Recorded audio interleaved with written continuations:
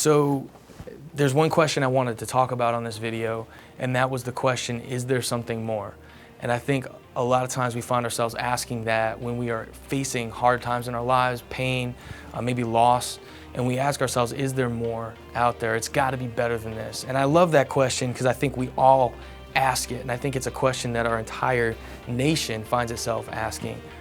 But I think we're often afraid to hope, and we allow fear to actually control our lives instead of choosing to hope, instead of choosing to dream, instead of realizing there really is something tangible.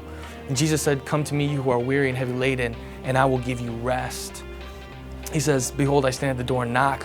Whoever opens the door, I will come in and I will sup with him." I will literally have a meal with him.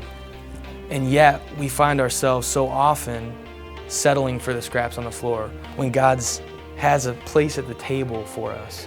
And so that's what this tour is really about. It's about restoring hope. And the reason that I care so much about restoring hope is because I spent a lot of my life feeling hopeless.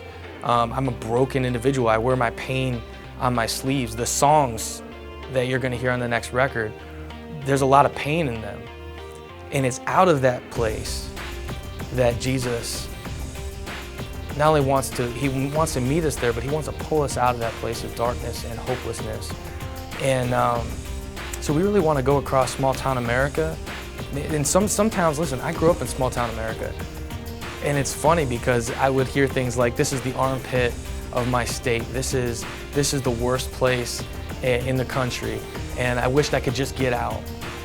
And it always struck me as interesting because I always thought, what if someone just dared to believe that there was more?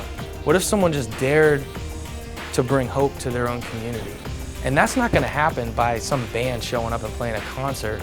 That's gonna happen when individuals that live in that town, that live in that community, begin to experience hope in their own lives.